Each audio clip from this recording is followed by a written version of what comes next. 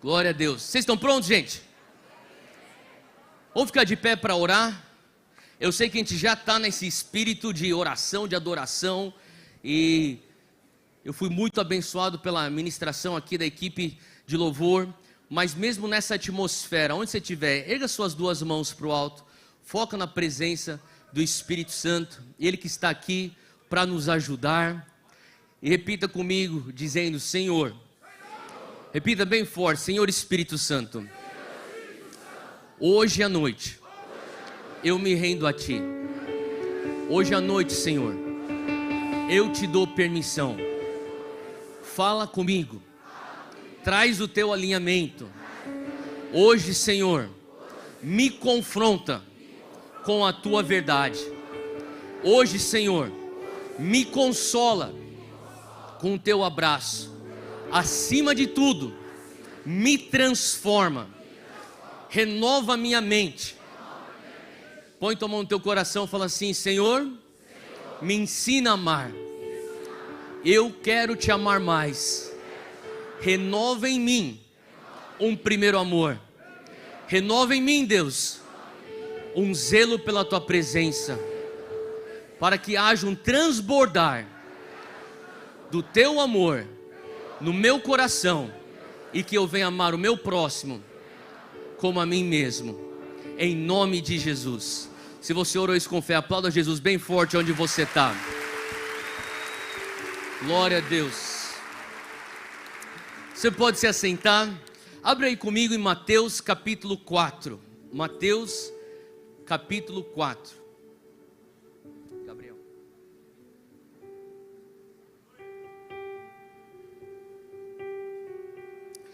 Hoje eu quero falar um pouco sobre o Evangelho do Reino de Deus. Fala comigo, o Evangelho do Reino. Se você começa a ler desde Mateus, Marcos, Lucas, João, os 4 evangelhos, você vai ver que existe um padrão na ação de Jesus. E eu vou abrir aqui algumas referências e eu quero pedir para você me acompanhar. Mateus 4, versículo 17. Diz assim: Desde então começou Jesus a pregar e a dizer: arrependei-vos, porque é chegado o reino dos céus. Fala comigo, o reino de Deus. Pula para o versículo 23. Diz assim que Jesus foi por toda a Galileia, ensinando nas sinagogas deles, pregando o evangelho do reino e curando todas as enfermidades e doenças entre o povo. Agora vai comigo, Mateus 9, 5 capítulos para frente, Mateus 9, versículo 35. Mateus 9, 35 diz assim: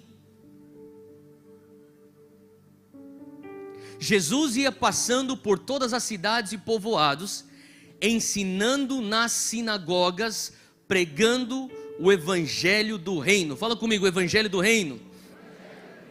E curando todas as enfermidades e doenças. Próximo capítulo, Mateus 10, versículo 7. Isso aqui é Jesus instruindo os seus discípulos. Quantos discípulos de Jesus nós temos aqui hoje? Acena para mim ser discípulo de Jesus. Isso aqui é uma ordem para nós discípulos. Ele diz, versículo 7: por onde forem, preguem esta mensagem. O reino dos céus está aqui, ou está próximo, ou é chegado, depende da tua tradução. Versículo 8: curem os enfermos, ressuscitem os mortos, purifiquem os leprosos, expulsem os demônios. Vocês receberam de graça, também deem de graça. Vai comigo para Lucas. Lucas capítulo 9. Jesus também dando instruções para os seus discípulos saírem para fazerem a obra do reino de Deus, pregarem o evangelho. E diz aqui, versículo 6 de Lucas 9: e saindo eles, percorreram todas as aldeias, anunciando o evangelho e fazendo curas por toda a parte. Último aqui, Atos 10, vai comigo, rapidinho. Atos 10, versículo 38. Olha como é descrito o nosso Senhor Jesus. Ele diz aqui, como Deus ungiu a Jesus de Nazaré com o Espírito Santo e poder, e como ele andou por toda parte fazendo bem e curando todos os oprimidos pelo diabo, porque Deus estava com ele. Amém? Gente, veja bem, se você começa a pegar os 4 evangelhos, você vai começar a ver que existe um padrão no ministério público de Jesus. Se você estiver anotando, anota isso aqui. Se não estiver anotando, anota também. Então vamos lá, 4 ações do ministério público de Jesus. É importante a gente começar a ver esse padrão, porque quando nós estamos falando, Deus, eu quero ser usado como discípulo teu, como embaixador do reino de Deus, a gente tem então os evangelhos como referência. E aqui Jesus primordialmente fazia 4 ações. Você pode fazer uma pesquisa em Mateus, Marcos, Lucas, João, você vai chegar ao resumo dessas 4 ações do ministério público de Jesus. Então vamos lá, número 1, Jesus pregava o reino. Fala comigo, pregar o reino. É a primeira ação de Jesus. Jesus pregava o reino. E a palavra aí no texto original é querigma. Fala comigo, querigma. Esse pregar ao reino é diferente da segunda ação de Jesus. A segunda ação de Jesus é que ele ensinava o reino. Quantos de vocês lembram quando Jesus está ensinando o reino? Ele diz: o reino de Deus é como um grão de mostarda. Você lembra disso? O reino de Deus é como uma pitadinha de fermento. O reino de Deus é como uma pérola de grande valor. Jesus pregava o reino, Jesus ensinava o reino, Jesus curava os enfermos. É a terceira ação. Você vai ver onde ele está indo, ele está curando pessoas, os doentes, os enfermos, Jesus está curando. E a quarta ação de Jesus é que ele expulsava demônios, ele libertava os cativos. Quando você lê aí, os oprimidos são pessoas que estavam sofrendo possessão e opressão demoníaca, e Jesus estava trazendo libertação a esses cativos. Uma vez eu perguntei a um professor meu, qual é a diferença de você pregar o reino e de você ensinar o reino? E ele explicou de uma maneira bem simples que me fez sentido. Ele diz: quando você prega o reino, como diz a palavra original querigma, você está fazendo um anúncio. Fala comigo, proclamação. Você está proferindo algo no Espírito. Você está usando a tua língua, que é um gatilho no mundo espiritual. Entenda uma coisa: nada no reino acontece sem antes você ter tido uma declaração. Para pensar, isso aqui que você está vendo, esse templo, essa juventude, essa igreja, essa atmosfera, é tudo fruto de declarações. Você acredita nisso? Se você quer começar a ter então uma realidade diferente, você vai ter que começar a declarar alguma coisa diferente, porque a tua boca é o gatilho. Faz sentido? Vamos lá para Gênesis 1. A terra é sem forma e o Espírito de Deus o quê? Pairava sobre a face das águas, e disse Deus: haja luz, e houve. Quando o Espírito de Deus está pairando sobre uma situação, e você declara a palavra de acordo com a verdade dele, a tua palavra proferida entra em colisão com o Espírito pairando e vai gerar uma nova realidade. Faz sentido o que eu estou falando, gente? Alguém me pergunta: Theo, como é que você faz isso na prática? É bem simples. Eu sou um cara que eu treino líderes jovens, eu tento até ser um pouco mais prático. Eu não me considero um pregador, às vezes eu me considero mais alguém que está ensinando ou treinando. Então, o que eu faço na minha vida particular? Eu estou deitado na minha cama, eu ponho louvor, adoração, eu começo simplesmente a focar na presença de Deus. E quando eu começo a sentir que o Espírito Santo dele entrou no meu quarto, quantos já tiveram essa experiência? Eu começo simplesmente a orar no Espírito. Eu estou lá deitado orando no Espírito. Às vezes a minha mente está preocupada com as coisas que eu tenho que fazer, com a minha família, com os filhos, e com isso, com aquilo, e eu estou orando no Espírito até minha mente se aquietar, e de repente parece que o negócio começa a aquecer. Quem já teve essa experiência? E daí quando você começa a aquecer, eu me levanto, eu estou começando a andar para lá e para cá no meu quarto, e eu estou... Eu começo a sentir, o Espírito Santo está começando, ele está aquecendo a situação, e de repente eu começo a falar assim: Deus, eu tenho essa situação, e de repente eu estou orando no Espírito, e eu sinto que daqui a pouco o Espírito Santo está pairando naquele lugar. E quando ele começa a pairar naquele lugar, eu começo a falar assim: em nome de Jesus, eu declaro agora. Aonde a visão, há provisão. Em nome de Jesus, eu declaro agora.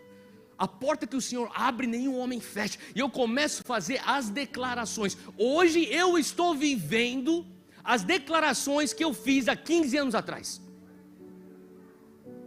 Assim como foi falado hoje sobre uma oferta, uma semente há 50 anos atrás, que até hoje frutifica. Tem declarações que você tem que fazer hoje no mundo espiritual, para que ela venha se manifestar daqui 20 anos, daqui 30 anos, daqui 40 anos. E talvez você pense: mas como é que eu vou saber que essas palavras que eu estou proferindo vão fazer algum efeito? Meu irmão, minha irmã, se você não começar a declarar alguma coisa diferente agora, na tua situação, você não vai saber se lá na frente haverá uma mudança na tua circunstância.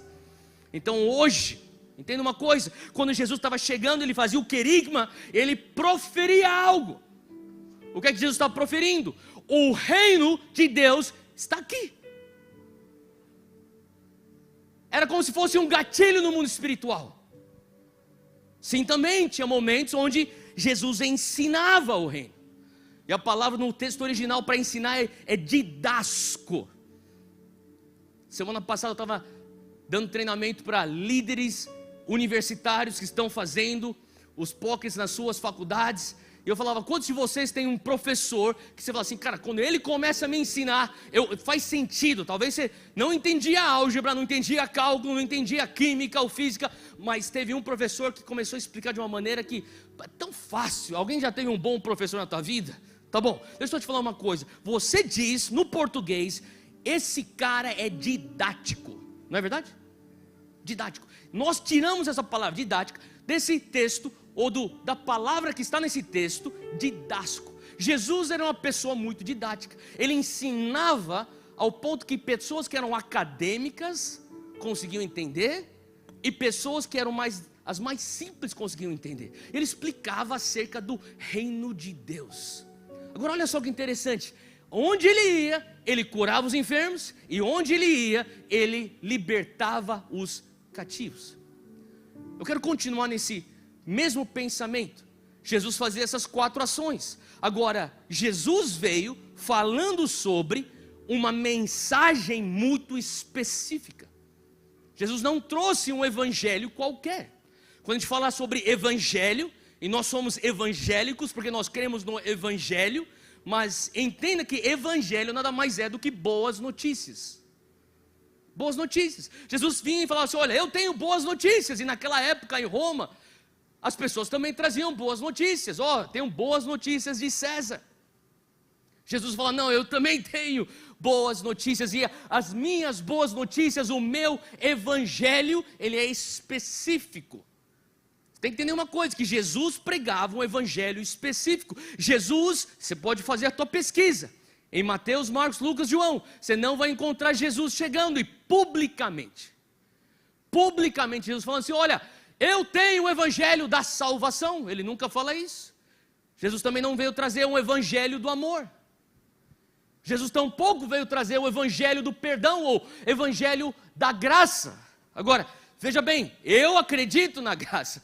Eu sou o resultado do perdão. Eu encontrei o amor em Jesus. Eu sou salvo pela graça mediante a fé. Porém, Jesus deixa claro: eu vim trazer um evangelho específico.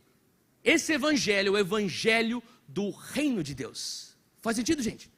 Ou você pode pensar até: mas que diferença faz? Eu falaria para você: faz toda a diferença nós, como juventude evangélica brasileira, entendermos o evangelho do reino de Deus.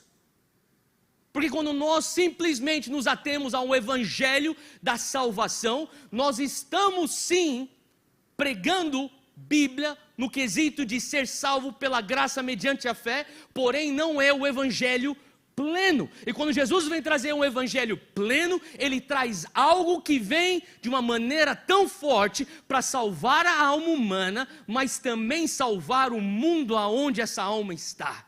Eu creio tanto no poder do evangelho, que ele pode transformar um homem e transformar o mundo daquele homem. Eu não acredito no evangelho onde ele só salva você e o pau está quebrando todo o teu redor, o inferno está se levantando. Eu não acredito nesse tipo de evangelho. Eu acredito no evangelho mais poderoso do que isso. Quem pode dizer amém para isso? E quando a gente fala sobre o evangelho do reino, você precisa entender essa mensagem, senão você não vai entender Jesus. Se você não entender a mensagem, você não entende o homem.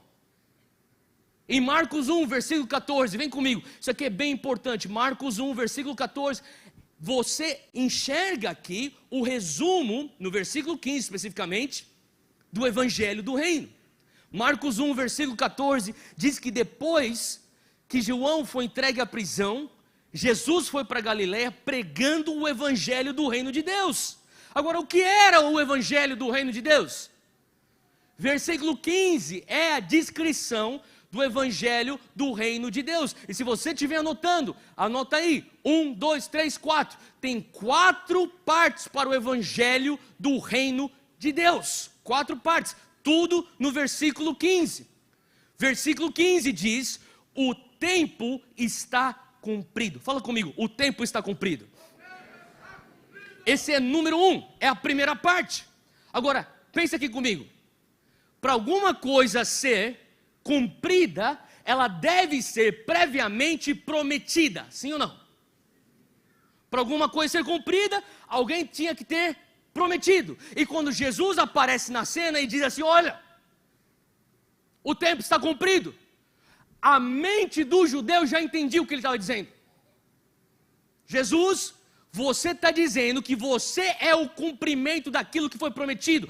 O que é que foi prometido? Foi prometido um libertador de Israel, foi prometido um Messias. Quando ele chega na cena e diz, o tempo está cumprido, aquilo por si só é uma afirmação messiânica. Não é à toa que aquilo levantou tanto ódio dos fariseus. Você tem que pensar num fariseu e se pôr no lugar de um fariseu. Aquele cara passou a vida inteira dele estudando a lei, estudando os profetas. E daí aparece um homem, que é o filho do marceneiro, aparece aí com uns caras que não são tão ortodoxos, e ele está falando que ele é a razão do meu zelo de vida de estudo, e o zelo de vida do meu pai, do meu avô, do meu bisavô. Como é possível que você é o cumprimento das profecias? Quando Jesus fala o tempo está cumprido, ele está falando tudo aquilo que Isaías profetizou, tudo aquilo que Jeremias profetizou, aquilo que o rei Davi profetizou, traz ofensa. Segunda coisa que um judeu pensaria, se você diz que você é o Messias, e você está dizendo isso com uma afirmação como o tempo está cumprido, não existe Messias sem reino, porque o Messias seria um rei. Como que existe um rei sem reino? E aqui na segunda afirmação, no versículo 15, o tempo está cumprido e o reino de Deus está aqui. Ou o reino de Deus é chegado. Então um judeu que está escutando isso, você fala que você é o Messias, cadê o Messias com o reino? Ele diz, o reino está aqui. E ele falaria, eu não vejo nenhum reino. É por isso que era importante que João Batista fizesse o que ele tinha feito, porque João Batista era aquele que vinha preparando o caminho, sim ou não? Ele vinha pregando o quê? Arrependimento. Muda a maneira de você enxergar. Abra mão do teu preconceito, mude teu paradigma, tira suas lentes humanas, físicas, esperando um líder militar, uma força militar física. Jesus está trazendo um reino que não é deste mundo, e ele diz, olha, eu sou o Messias, o tempo está cumprido, o reino de Deus está aqui, eu trouxe meu reino. Eu não vejo nada, Jesus, a única coisa que eu vejo é, você é um filho do carpinteiro, 12 losers andando com você, um bando de romanos nos oprimindo, cadê a tal da libertação de Israel? Terceira afirmação no versículo 15, arrependei-vos. Fala comigo, metanoia. A gente precisa mudar nossa mentalidade, se é que nós vamos um dia entender o reino de Deus, nós precisamos mudar a nossa mentalidade, como está escrito lá em Romanos 12, versículo 2, que a nossa transformação vem pela renovação da nossa mente. E Jesus fala assim: se você passar por arrependimento, você vai começar a enxergar o reino. E quando você começar a enxergar o reino, você vai ficar maravilhado. E quando você ficar maravilhado, você vai querer entrar no reino. E quando você quiser entrar no reino, você vai me perguntar: como que eu faço? Quarto ponto, ele já diz, versículo 15: e creia no Evangelho. Quantos são gratos que você é crente? Que você foi salvo pela graça mediante a fé. Quantos é grato por isso? É importante que a gente entenda, porque uma das coisas que é algo que eu tenho visto é que Satanás, você sabe que ele existe, não é? Satanás, ele não tenta você como ele tenta alguém que está fora da igreja. Eu percebi isso. Olha você, vira para as pessoas ao teu redor, dá uma olhada para quem está sentado ao teu redor. Veja só, você está aí com pessoas com valores, não é? Só o fato de você estar aqui dentro, num sábado à noite, num culto, numa igreja, numa juventude apaixonada por Jesus, diz que você tem valores. Eu entendi que Satanás não tenta um jovem evangélico da mesma maneira que ele tenta jovens que não tiveram acesso ao reino de Deus antes. Eu nunca fui tentado por Satanás com um pensamento: vai lá e atravessa a rua e assalta aquele banco. Satanás não vai te tentar a próxima vez que você estiver num restaurante, cortando a tua carne com um garfo e uma faca. Pega essa faca aí, esfaqueia aquela véia. Ele não vai te tentar dessa maneira. Sabe por quê? Porque você é uma pessoa de ética. Você é uma pessoa que tem moral. Nós somos pessoas religiosas no bom senso da palavra. Então o que Satanás faz é, já que eu não consigo te tentar da mesma maneira que eu tentaria as outras pessoas que não têm esses teus valores, o que eu vou te tentar? Eu vou te tentar a simplesmente fazer coisas boas, e não necessariamente o que Jesus te pediu. Não precisa fazer o que Jesus te pediu, só faça coisas boas. Satanás vai nos tentar falando: olha, seja entretido por um evangelho que infla, sabe, a tua autoestima, ao invés de abraçar um evangelho que te chama ao martírio. Não precisa disso, fica aqui com esse negócio de graça barata. Satanás não vai te tentar como ele tenta teus colegas mundanos. Ele vai te tentar simplesmente em você se contentar com aquilo que é bom e não com aquilo que é o melhor. É por isso que muitas vezes você vai estar batalhando na tua cabeça: ah, mas eu já sou dizimista, eu já vou para a igreja, mas tá bom assim. E o Senhor está aqui te instigando: eu quero mais. Sabe por quê? Porque para Deus é tudo ou nada. Ele não se contenta com parte de você, Ele só se contenta quando Ele tem todinho de você. Eu comecei a entender que é importante eu pregar e eu viver um evangelho que é pleno e não parcial. Eu comecei a ficar com uma crise. Comecei a ficar com uma crise quando eu comecei a pastorear a igreja, porque eu via pessoas sendo salvas no altar, e até hoje me alegro com isso. E como não me alegraria, porque a própria palavra diz que o céu faz festa. Mas depois que eram salvos, voltavam a sentar nos bancos e simplesmente vinham domingo, após domingo, após domingo. E o Senhor começou a falar um pouco comigo sobre o evangelho que eu estava pregando. Eu não sou contra a salvação, como não seria a favor da salvação, mas eu entendi uma coisa: se a única coisa que você oferece às pessoas ao teu redor é salvação, uma vez que eles são salvos, eles vão enxergar o altar e a oração de entrega como uma linha de chegada, quando na sua essência é o ponto de partida. Daí o cara é salvo. E agora, pastor? Ah, volta para a igreja. E o domingo seguinte? Vem para a igreja. E o domingo seguinte, continua vindo para a igreja até você morrer e Jesus voltar. Quantos aqui tem certeza da sua salvação? Você tem certeza? Eu sou salvo. Levanta a mão. Não é pegadinha. Vamos lá, gente. Se você tem certeza que você é salvo, levanta a tua mão. Beleza, tá bom, vamos lá. Você que é salvo, quando terminar a tua vida aqui nessa terra, você vai para onde? Tá bom, não é pegadinha. Você vai para o céu, você tem certeza, sim ou não? Sim. Tá bom, beleza. Então se você é salvo e você vai para o céu, você é salvo pela graça mediante a fé. Não é isso que Paulo diz? Não por obras para que nenhum homem venha se gloriar.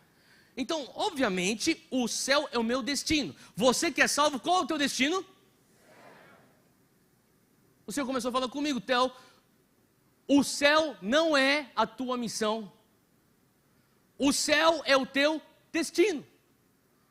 Isso foi muito importante para eu entender, porque eu tenho uma confissão a fazer. Em alguns momentos eu tinha alguns pensamentos que eu falava, esse aqui eu não posso falar para ninguém, mas Deus já me libertou, até falo agora em público. Falou assim, Deus, não faz sentido. O povo está vindo aqui para o altar, eles vão repetir uma oração de entrega, eles vão crer na tua graça, tua palavra diz que se eles confessarem com a boca e crerem no seu coração, eles serão salvos, e depois que o cara é salvo, ele tem já um lugar garantido na eternidade contigo, e Deus, mas não é eficiente esse plano. Eu pensava isso. Deus, a coisa mais eficiente é que eles venham ser salvos, e depois que eles repetem uma oração, eu fale para eles, vem aqui para uma salinha, e lá naquela salinha vão ter uns irmãos prontos para servirem vocês. E daí quando eles entrarem naquela salinha, eles vão encontrar uns 4, 5 irmãos, com uma AK-47 cada um, segurando, e falam assim, agora a gente vai te mandar para o céu. Quem gosta de pagar imposto aqui, levanta a mão. Aí, se você morrer salvo, você não precisa mais pagar imposto. Quem gosta de estudar e fazer faculdade? Talvez você até goste, mas a maioria de nós não gostamos, que nem eu não gostava, mas fiz. Se eu fosse salvo com 18 anos de idade, não precisava estar isento da faculdade, eu já chego para o céu. Preciso trabalhar. Para quem é de São Paulo, você não precisa pegar trânsito na marginal. Cara, tem tanta coisa boa que você pode simplesmente usufruir lá no céu, aonde as ruas são de ouros. Se você morrer, salvo. Deus, por que a gente já não manda esse povo todo direto para o céu? Por que o Senhor não me tira daqui? Alguém já pensou nisso ou não? Talvez você tenha vergonha de falar, mas hoje eu já superei essa vergonha, porque eu comecei numa crise e eu comecei a entender, sabe, Deus, eu entendi que a minha missão não é chegar no céu. Esse pensamento é de alguém que pensa que o evangélico tem que chegar no céu. E o Senhor falou assim para mim, não, o teu destino é o céu. O teu destino é você estar na eternidade comigo. A tua missão não é chegar no céu, a tua missão é, enquanto você está aí na terra, trazer o céu para a tua terra. Aonde você estuda, mais do céu. Aonde você vive, mais do céu. Aonde você serve na igreja, mais do céu. No teu casamento, mais do céu. Fala comigo, eu tenho uma missão. Fala, até Deus me tirar daqui, eu sou embaixador do reino. Sabe, nós não podemos reduzir o evangelho ao calvário, a sangue e a cruz. Eu creio no calvário, eu creio no sangue, eu creio na cruz, mas eu posso pensar que Jesus está pensando, eu não morri só para você ser salvo, cara. Eu vim te trazer vida aí, vida em... O Senhor quer que você venha ter vida em abundância na tua família, nos teus relacionamentos, na tua carreira, nos teus estudos, na maneira como você serve a tua cidade, o teu país, a tua igreja, o teu ministério. Você crê nisso? João 3, você encontra lá um versículo que é o versículo mais famoso do mundo. Porque Deus, de tal maneira que deu seu Filho unigênito para que todo aquele não pereça, mas... Todo mundo sabe esse versículo, não é verdade? Até gente que não é crente sabe esse versículo. Você vê isso em lugares onde estão com eventos esportivos, você vê João 3,16 para lá e para cá. Agora, muitas pessoas não param para pensar no contexto onde isso aconteceu. Qual foi o contexto desse diálogo? Foi João 3, abre aí comigo, versículo 2.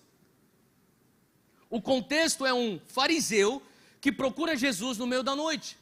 E esse fariseu que procura Jesus no meio da noite, ele tem vergonha de ser visto com Jesus. Ele tem uma reputação a zelar, ele não quer ser visto com Jesus, porque isso vai ser algo negativo ao status que ele já tem. Mas ele procura o mestre à noite e diz, mestre, você está acompanhando comigo? João 3, versículo 2. Ele diz, sabemos que ensinas da parte de Deus. Fala comigo, ensinamento. Pois ninguém pode realizar. Fala comigo, fazer. Fala comigo, ações. Ninguém pode realizar os sinais miraculosos que estás fazendo se Deus não estiver com ele. O que que leva Nicodemos a procurar Jesus no meio da madrugada? Nicodemos está numa crise. Nicodemos está num conflito. Nicodemos é um acadêmico. Esse cara, ele é cabeçudo, cara inteligente pra caramba, estudou a vida inteira. Os colegas dele talvez eram a nata acadêmica de Israel. E Nicodemos fala assim: olha, é o seguinte, ninguém ensina do jeito que você ensina se Deus não estiver com você. Eu reconheço as tuas palavras, eu reconheço a tua pregação, o teu ensino, eu reconheço o teu discurso é diferente, mas ele não para aí, ele diz: e ninguém realiza os sinais que você está fazendo se Deus não for com eles. Sabe o que Nicodemos está dizendo? Eu reconheço duas coisas, Jesus: aquilo que você fala e aquilo que você faz é diferente. É tão diferente que me pôs em crise. E a crise é tamanha que eu não consigo dormir. E a crise é tão grave que eu arrisco minha reputação para te procurar no meio da madrugada e perguntar: que é isso? Versículo 3, olha só a resposta de Jesus. Jesus diz: digo-lhe a verdade, ninguém pode ver o reino de Deus se não nascer de novo. Agora, não sei você, mas para mim parece uma conversa de louco, porque ninguém perguntou sobre ver o reino de Deus. Nicodemos está só falando: olha, eu estou encucado porque você ensina diferente. Os meus colegas falam que você é um herege, que você está blasfemando, que você não sabe a teologia correta, você não entende das leis dos profetas, mas a maneira como você ensina põe uma pulga atrás da minha orelha. E os meus colegas também falam que por Beelzebul que você faz sinais, mas eu vi os sinais que você realiza, só pode ser de alguém que vem de Deus. E daí Jesus responde: ah, você quer ver o reino? Ele nunca perguntou: será que eu posso ver o reino? Na conversa aqui, ele simplesmente responde: ninguém pode ver o reino de Deus se não nascer de novo antes. Gente, presta atenção. O que está acontecendo aqui é que Nicodemos não tem vocabulário para articular um anseio no seu coração. Eu comecei a entender que Deus vai nos enviar, e já está nos enviando, Nicodemos em nossas vidas, que não tem vocabulário para entender aquilo que você prega, e aquilo que você vive, aquilo que você ensina, e aquilo que você realiza, e talvez eles virão meio torto, com um pouco de linguajar mundano, mas eu estou aqui dizendo: seja compreensivo, porque muitas vezes o que eles estão falando é uma dor no coração. Às vezes o ódio que você recebe é a dor. Eu lembro quando a gente estava para lançar no Dunamis nossa primeira vez nossa escola digital de ministério, e a gente já tinha feito de uma maneira bem orgânica no passado, e chegou um momento que a gente falou assim: a gente tem que profissionalizar esse negócio. E daí eu falei pro meu braço direito, o Denis, falei: Denis, contata aí a melhor empresa, a gente vai lançar esse negócio para valer. E daí ele contratou esse pessoal, melhor empresa de lançamentos digitais na época no Brasil, e o dono começou a se aproximar da gente, o dono da empresa, e daí eles estavam conversando sobre partes técnicas um dia antes do lançamento, e esse dono dessa empresa ligou e falou assim: ó, Denis, é o seguinte, está tudo certinho, o lançamento vai acontecer daqui 24 horas, está tudo certinho, vai ser um sucesso, parará, estão falando coisas técnicas. E daí ele para e fala assim: olha, tem só uma coisa, eu não sei se tudo bem por você, mas eu acabei assistindo todo o conteúdo dessa escola de ministério que vocês fazem aí, e ponte que partiu. Que soda, meu, isso aí é que a gente precisa. E eu falei: Denis, o que você respondeu para ele? Eu falei: pô, glória a Deus. Sabe por quê? Não espere que o mundo venha para você e fale: me leva para Jesus. O mundo vai vir com ódio, com confusão. O mundo vem para você sem vocabulário articulado evangélico, sem falar cristianês, sem falar evangeliquez. E Jesus teve o discernimento e entender, eu sei que você quer. Você teve contato com aquilo que eu ensino, você teve contato com aquilo que eu realizo, isso gerou uma crise em você. Deixa eu falar uma coisa, talvez a única coisa que você precisa fazer é gerar crises. Eles estão te encurralando, me dá uma resposta, e você precisa só falar, cara, isso aqui que eu acredito, me dá um abraço. Isso aqui que a Bíblia fala, posso orar por você? Mas como assim? Você tem que me odiar. Mas eu não te odeio, eu não concordo com isso, eu já tenho a minha crença, mas eu estou aqui te apresentando. A minha vida é isso que eu prego, é isso que eu vivo, e Jesus simplesmente sendo Ele, aquilo que Ele ensinava, aquilo que Ele fazia, aqueles que eram os inimigos de Jesus, um deles fala assim, não é possível, ele está numa crise, sem saber articular, e Jesus com seu discernimento diz, você quer ver o reino, sabe por quê? Porque Jesus estava nada mais do que demonstrando o reino. Quantas vezes Jesus curava os enfermos e falava, aqui está o reino. Jesus, ele expulsava os demônios dos cativos, falava, aqui está o reino. Jesus pregava algo, ele ensinava algo, mas ele manifestava aquele algo. Quem aqui é crente? Levanta a mão se é crente. Sabe o que a palavra de Deus diz lá em Marcos 16? Que estes sinais acompanharão aqueles que creem. Quais sinais? Expulsar demônios, curar os enfermos. De graça recebeste, de graça dai. Hoje eu quero te desafiar, você começar a levar esse poder de Deus, não aqui dentro, mas para fora das quatro paredes da igreja. Eu estava conversando com uma pessoa que eu amo tanto, tenho um carinho, é um dos primórdios dos atletas de Cristo. Quem lembra dos atletas de Cristo? Alguém lembra? Esse jogador que é um irmão irmão de fé nosso, e vou até falar o nome dele, Silas. Alguém lembra do meio campista Silas, que jogava no São Paulo, jogou 2 Copas do Mundo? Talvez alguns falem assim, cara, nunca ouvi falar, porque você é muito novo. Mas enfim, um dia eu estava pregando perto da cidade dele, numa igreja, terminei, liguei para o Silas, falei, Silas, estou por aqui, passa em casa, vamos tomar um café. E ele, como eu, São Paulino, graças a Deus, eu sei que eu estou em território inimigo hoje, mas não tem problema.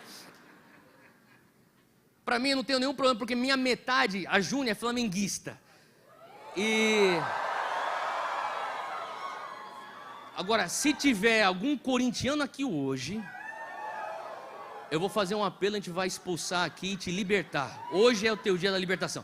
Mas enfim, eu falei, Silas, eu que sou São Paulino, ele que jogou no São Paulo, eu falei, Silas, vou tomar um café então aí. Daí a gente foi lá, eu comecei a trocar ideia, a gente estava lá naquela resenha toda lá, e era uma época que tinha um jogador no São Paulo que a imprensa caía matando, a torcida caía matando. Eu falava, ô Silas, não é possível que os caras falam que esse cara é bom, porque eu vou pro jogo, eu vou pro campo, ele não faz nada. Todo mundo fala que esse cara é craque, ele não faz nada. E o Silas falou assim para mim, o cara é bom. Eu falei, Silas, é impossível. Ele falou assim, ó, 2 semanas atrás, o presidente me chamou lá para o CT, eu fui lá, depois da reunião que a gente teve lá com a diretoria, eu saí, eu fui assistir o coletivo do jogo, do time. Estou assistindo um coletivo em 15 minutos, o cara mete 3 canetas, 2 chapéus, 2 gols, o cara é craque, Theo. Falei, Silas, como que o cara é craque, o cara não faz nada no jogo? Ele falou, no mundo da bola, a gente chama essa situação de uma pessoa que é um leão de treino. Falei, leão do quê? Leão de treino. Alguém já ouviu falar desse termo, leão de treino aqui? Falei, o que é um leão de treino, Silas? Sim, leão de treino é aquele cara que é um leão no treino, mas chega e pega um Maracanã lotado, um Morumbi lotado, o cara congela. Daí eu estou lá conversando de futebol e o Espírito Santo falando comigo. Infelizmente na minha igreja eu tenho muitos leões de treino. Falei, Deus, como assim leão de treino? Leão de treino é aquele cara que vem aqui no domingo, tá, profetiza, está no manto, está no mistério, cura, tem palavra, louva, chora, borra a maquiagem, é o leão de treino. Porque não sei se você sabia disso, mas domingo, culto é treino. Segunda-feira começa o jogo. Faz sentido? E se tem uma coisa que me entristece o coração, é que em quase todas as universidades que o Dunamis vai, a gente começa pensando, essa universidade é difícil, é um solo difícil para a gente entrar, não tem cristãos aqui dentro, e é só um se levantar que os enrustidos dos evangelhos tudo sai. Estão esperando alguém se levantar, alguém falar assim, eu me posiciono, alguém falar assim, eu vou ensinar, eu vou manifestar, eu vou pregar e eu vou viver. E aquilo era suficiente para que Jesus discernisse a crise do coração de Nicodemos. Quantos aqui amam o avivamento? Deixa eu te falar uma coisa, por que eu estou pregando tanto sobre o reino de Deus? É uma coisa que eu estou grávida desse negócio. Porque eu entendi uma coisa, eu amo avivamento. Alguém me pergunta, Theo, qual que é a tua definição de avivamento? E é bem simples, eu não tenho uma definição muito profundamente teológica nem nada. Para mim, avivamento é uma vida renovada. Para mim, você estar em avivamento é você estar no primeiro amor, é você experimentar um derramar do Espírito Santo na tua vida. Quantos aqui querem viver uma vida de avivamento? Mas uma coisa eu também entendi, que um avivamento por si só não é uma garantia de reforma. Presta atenção, você que é um jovem evangélico abaixo de 40 anos, que eu diria aqui que é a maioria esmagadora. Nós hoje estamos num Brasil com 60, 65 milhões de evangélicos. Em 2030, nós seremos mais que a metade desse país. Eu me alegro pelos números, porém, eu estou consciente da responsabilidade. Sabe por quê? Hoje, quando eu acabei de pousar o meu menininho, o Zeca, mais velho, 6 anos de idade, ligou lá no WhatsApp vídeo, ficou mostrando para mim que caiu o primeiro dentinho dele. Falei, aqui, papai, caiu hoje. Logo depois você saiu de casa para o aeroporto, caiu. Daí eu estou conversando com ele, e daí ele terminou a conversa. Os irmãos aqui da igreja que vieram me pegar lá no aeroporto, estou entrando no carro, ele está falando assim, papai, tchau, Deus te abençoe, prega aí de Jesus. Porque antes de eu sair para viajar, a Júnia junta os 3 meninos, fala, vocês vão impor as mãos do papai, papai vai pregar Jesus. Agora, para pensar daqui 10 anos, meu filho vai ter 16 anos, ele é bem inteligente. Isso aqui eu sei que eu sou um pai coruja, mas o menino é inteligente. E com 16 anos de idade, ele vai ter um raciocínio lógico, ele vai ter um raciocínio crítico. Ele vai estar no ensino médio, e ele vai começar a perguntar para mim assim, pai, desde que eu me conheço por gente, você viaja o Brasil inteiro falando de Jesus. E você fala para mim que você fala de Jesus porque Jesus transforma. Porque Jesus é a resposta. Porque Jesus é a verdade e a vida. É isso mesmo, filho? Então, pai, como é que esse Jesus que você sai pregando e todo mundo que acredita nesse Jesus, sendo que agora, em 2032 ou 2030, nós evangélicos somos mais do que a metade do país e até agora a gente não resolveu o problema da pedofilia, da corrupção, do tráfico humano, da criminalidade, do saneamento básico. Faz sentido? Eu sei quem é a nossa oposição hoje, mas eu estou olhando minha oposição no futuro.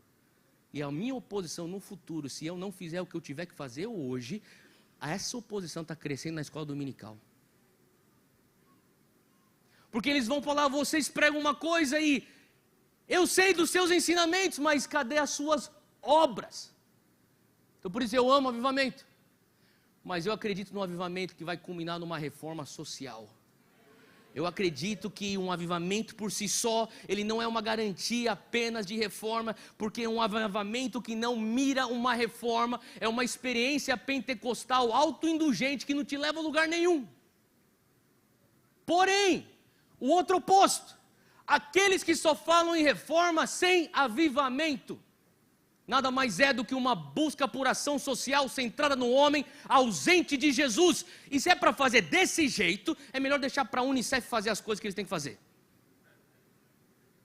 Hoje, jovem evangélico do Connect, estou terminando, clamando para você, abrace um estilo de vida que vai viver um avivamento em uma reforma, um avivamento que vai culminar dessa transformação social. E você pergunta, Theo, então por que a gente falou sobre o reino de Deus? É porque só no conceito do reino de Deus que os dois conseguem andar em harmonia.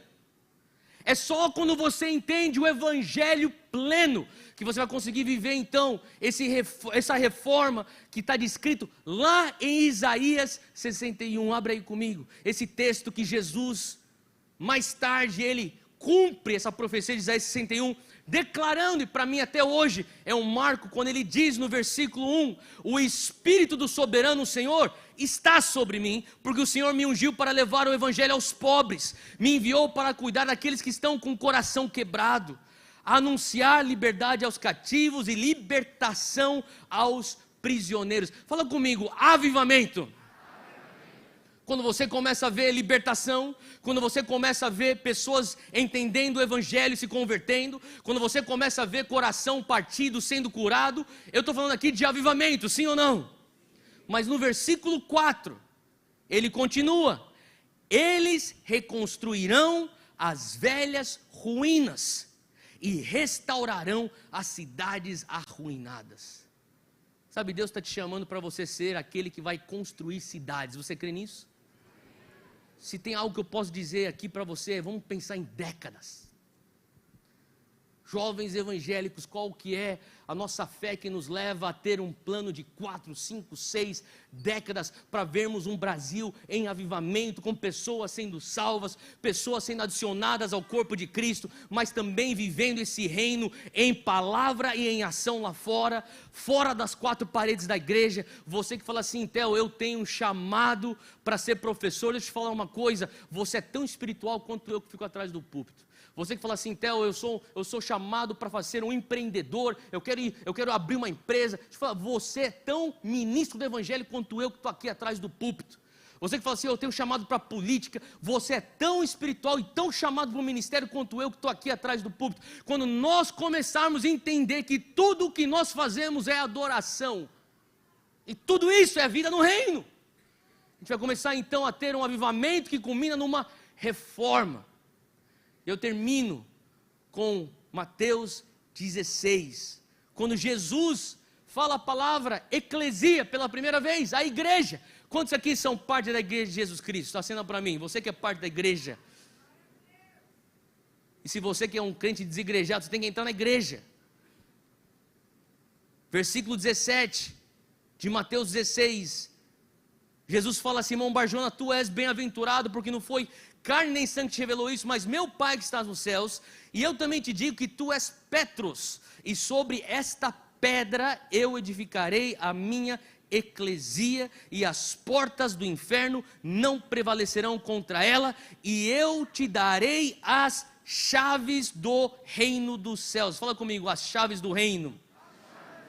E tudo que ligares na terra será ligado nos céus, e tudo que desligares na terra será desligado no céu. Sabe o que eu comecei a entender? Que as chaves são as chaves do reino. Não são as chaves para o reino. Você não precisa de chave para entrar no reino. Lá em João 10, Jesus já diz: eu sou a porta. Se você quiser, você entra no reino. Você precisa entrar naquela porta que está aberta para você que crê na graça dele. Agora, uma vez que você entrou no reino de Deus, fala comigo: eu tenho chaves. O que é que você faz com essa autoridade que Deus te dá como cidadão do reino? Você vai ligar e desligar. Você crê nisso? O que você vai ligar? Você vai ligar a paz do Senhor na tua casa. Você vai desligar conflito e confusão. Sim ou não? Você vai ligar a justiça de Deus sobre a nação. Você vai desligar a corrupção. Sim ou não? Você vai começar a ligar reconciliações. Você vai desligar divórcio. Tem tanta coisa para você ligar e desligar. Hoje eu quero te encorajar. Pega as tuas chaves e vai, começa a ligar e desligar na tua faculdade. Começa a desligar e ligar lá na tua comunidade. Desliga e liga na tua casa. Desliga e liga no teu trabalho, nas ruas do Rio de Janeiro. Começa você que é um reconstrutor de cidades. E hoje a palavra fala assim: eu sou a porta, quem entra por mim será salvo, entrará e sairá e encontrará pastagem. O ladrão vem apenas para roubar, matar e destruir, e eu vim para quê? Tenham vida e vida em abundância. Deus, o Senhor Jesus morreu para você ter vida em abundância e levar essa vida abundante para a sociedade. Você crê nisso? Você tem vida eterna, glória a Deus, você vai morrer um dia, você vai para o céu. Mas nos próximos 40 anos que você tem aqui na terra, viva a vida em abundância. Nos próximos 40 anos que você tem, 50, 60 anos que você tiver aqui, que você traga o céu na terra, amém? Que você venha cumprir a grande comissão, ide e fazer discípulos das nações. Isso inclui Brasil, isso inclui América do Sul. O Senhor está levantando um movimento missionário a partir do Brasil para as nações, amém? Já está acontecendo, vai continuar. Mas o Senhor também está levantando missionários para as nossas cidades. E hoje eu queria terminar, e eu sou o pastor porque eu já falei terminar 4 vezes. Mas sabe, se tinha um grupo que estava pronto para sair, para fazer a obra do reino de Deus, eram os discípulos. Você não acredita nisso? Os caras passaram 3 anos com Jesus, andando com Ele, ajudando lá Ele passar pela multidão, espalhando, distribuindo os pães que Ele multiplicava. Esses caras estavam com Ele em todo lugar que Ele ia. E Jesus chega e fala para eles assim: olha, vocês não estão prontos ainda. Ele dá uma comissão para eles em Mateus 28, 19 e 20. Ele fala: ide, fazer discípulos das nações, ensinando eles tudo aquilo que eu vos ensinei. E eu estarei com vocês até o final dos tempos. Só que a continuação dessa conversa está lá em Atos 1. E lá em Atos 1, quando ele continua a conversa, no versículo 4, ele fala assim: vocês não estão prontos ainda. A gente para em Mateus 28, 19. Mas em Atos 1, ele fala assim: vocês não estão prontos. Vocês precisam esperar pela promessa. Vocês vão esperar pela promessa. E no versículo 8 ele fala assim: quando vocês forem cheios do Espírito Santo, vocês serão minhas testemunhas em Jerusalém, Judeia e Samaria, até os confins da terra. E hoje, uma das coisas que eu tenho visto é que muitas pessoas estão tentando fazer a grande comissão sem o poder do Espírito Santo. Eu sei que você crê no poder do Espírito Santo. Uma coisa é você entender o que eu falei hoje, outra coisa é você sair e viver. E hoje eu quero orar que o Espírito Santo venha te pegar de jeito. Mas deixa eu fazer uma coisa: se eu orar por você, você vai impor as mãos sobre os enfermos? Se eu orar por você e Deus te der uma palavra para alguém no metrô e você nem conhece a pessoa, você vai entregar? Mesmo que te custe um pouco de desconforto, ou até a tua reputação se você errar? Sim ou não?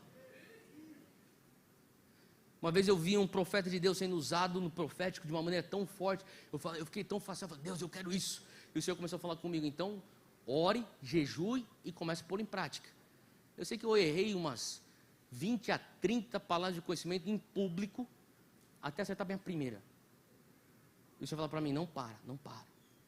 Quando eu comecei a andar com meu pai na fé, e ele viajava e me levava para as cruzadas, e eu ficava carregando a mala atrás dele, eu começava a ver as pessoas saindo da cadeira de rodas e falar: Deus, eu quero ver isso. E o Senhor começou a falar comigo: vai e ora. Sabe, eu estava tão desesperado para ser usado por Deus, que eu estava disposto a abrir mão da minha reputação, do meu ego, de orar e nada acontecer, porque eu tinha muita fome de ser usado por Deus. Quantos aqui querem ser usados por Deus? Vai te custar a reputação, vai te custar teu conforto, mas não tem nada melhor do que você entender que você é canal de Deus para abençoar alguém. Você está pronto para isso? Hoje, onde você estiver, feche os teus olhos, eu quero orar com você. E hoje, enquanto a gente termina, eu quero tomar um tempo só para a gente esperar no Senhor. A palavra de Deus diz que eles esperaram pela promessa. Então, onde você estiver, eu não quero nem que você ore, eu vou orar por você aqui no microfone. Você só abre as tuas mãos, abre o teu coração, foca no Espírito Santo e receba. Ele vai te tocar hoje. Eu vou orar por uma convicção que venha tomar conta do teu coração. John Wesley, um dos meus heróis da fé, ele falava: Deus me ponha em chamas, para que pessoas venham de milhas e milhas assistir um homem pegar fogo. Então você fala assim: eu não tenho uma mensagem, eu não sei pregar, eu não sei cantar, eu não sei. Deixa eu falar uma coisa: se você está apaixonado pegando fogo por Jesus, você vai atrair pessoas. Se eu falasse para você que tem um homem lá fora pegando fogo, você saia correndo para ver. As pessoas vão falar: aqui na nossa faculdade tem uma menina que pega fogo por Jesus. Aqui no bairro tem um menino que pega fogo por Jesus. E quando você impor as mãos sobre os enfermos, não é você, é o Espírito Santo agindo através de você. E quando você estiver diante das autoridades, você abrir tua boca, o Senhor vai pôr a palavra na tua boca. Então onde você estiver agora, só espera. Estava orando, eu sentia de Deus que hoje à noite é uma noite que Deus quer nos marcar com o fogo dele, com a convicção dele. Uma juventude em chamas e uma juventude posicionada e convicta. Então, Espírito Santo de Deus, nós te honramos aqui. Tu és a pessoa mais importante aqui. Ao redor desse auditório, desde o mezanino até aqui embaixo, eu peço, Espírito Santo, que o Senhor venha nos encontrar com teu toque. Nos encontra agora com teu fogo, com teu poder.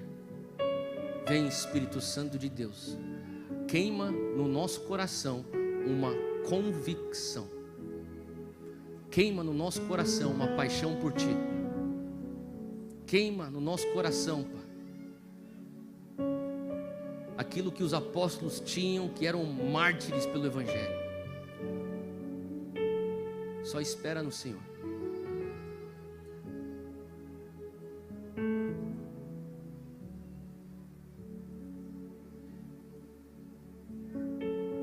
Vem, Espírito Santo.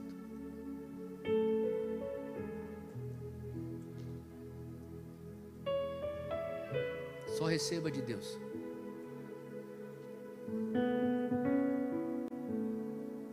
Se você está aí onde você está, escute bem, fisicamente. Alguns estão sentindo agora o fogo, o calor do Espírito Santo no teu corpo. Física, não por fé, físico. Você está sentindo o calor do Espírito Santo. Talvez você está sentindo a eletricidade nas suas mãos, um tremor no teu corpo. Não se assuste, é um toque do Espírito Santo na tua vida agora. Você não precisa ficar com medo. Isso aí é um toque, é um selo do Espírito Santo naquilo que Ele está fazendo no teu coração.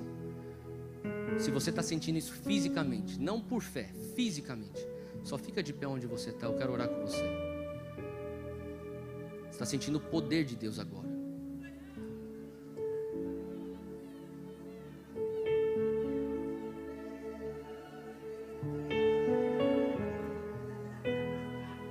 Fisicamente você está sentindo, não por fé, fica de pé. E a partir do momento que você vai sentindo algo tocando o teu corpo, fica de pé. Aonde você estiver ao redor desse auditório, fica de pé. Quando você sentir algo no teu corpo, físico, não por fé, físico, mais Espírito Santo. Espírito Santo, intensifica a tua presença nesse lugar. Intensifica o teu toque aqui, Espírito Santo. Eu peço que o Senhor venha pôr fogo numa geração, Espírito Santo. Faça uma geração queimar por ti. Você que está sentindo e está de pé, você está sentindo fisicamente o tremor, eletricidade, fogo do Espírito Santo. Se você puder, sai da tua cadeira e vem aqui na frente. Eu vou orar por todo mundo hoje, mas eu quero terminar orando especificamente para você que está sentindo esse toque físico. Se você conseguir, vem para frente.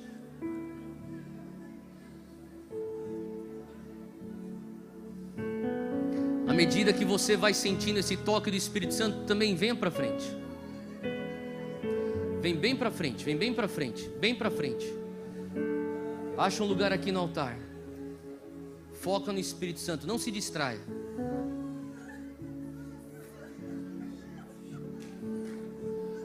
E à medida que o altar encher, pode ficar de pé, mesmo no corredor, vem aqui para a lateral. Você que está vindo aqui do mezanino, vou dar um tempo para você chegar aqui na frente.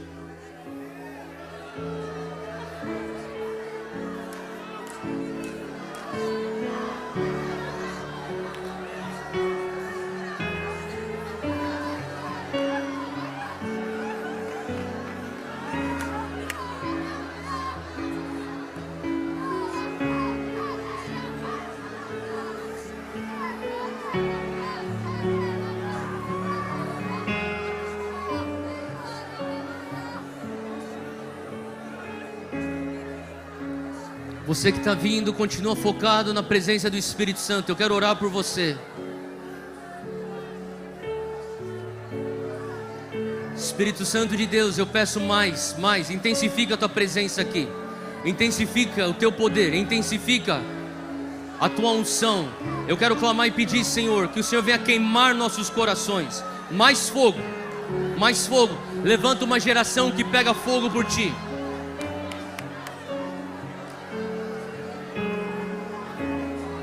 Pai, eu peço que o Senhor venha derramar unção de cura, sinais e maravilhas. Se você está sentindo um formigamento na tua mão, levanta a tua mão. O Senhor vai depositar dons hoje sobre você. Você vai impor as mãos sobre os enfermos e eles serão curados. Eu vejo você impondo as mãos nas salas de aula. Você vai impor as mãos nas academias onde você treina. O Senhor vai te usar com o sobrenatural de uma maneira natural, sem os rótulos, da tua maneira, da maneira que você é jovem, do teu jeito. O Senhor vai fazer a unção fluir da tua mão. Você vai impor as mãos sobre os enfermos, eles serão curados. O Senhor está dando hoje uma autoridade espiritual. Ele renova a autoridade, para que você venha impor as mãos sobre aqueles que estão sofrendo depressão, que estão batalhando espírito de suicídio. Eles serão libertos. Pessoas que têm confusão acerca de sua identidade, você vai impor as mãos sobre eles, eles serão libertos. Aonde você estiver, se você está sentindo o Senhor tocando a tua boca, como se tua boca estivesse tremendo, aí onde você está, o Senhor vai pôr a palavra rema na tua boca, a palavra profética na tua boca, a palavra de sabedoria na tua boca. Sairá da tua boca uma palavra de Deus mais afiada que uma espada de 2 gumes, cortando até a divisão da alma e do espírito. Mais fogo, Espírito Santo de Deus. Pai, eu peço agora por todos aqueles que estão aqui na frente, que o Senhor venha nos marcar com o teu fogo. Queima tudo que é feno, queima tudo que é palha. Pai, nos chama. O Senhor está nos chamando para sermos uma geração que anda em santidade, uma geração que é consagrada agora. Pai, eu peço agora, Deus, aqueles que estão batalhando com pornografia, que estão batalhando pensamentos impuros agora, eu peço que o Senhor venha com o fogo do teu Espírito Santo agora. Queima, Senhor Deus, queima, Senhor Deus.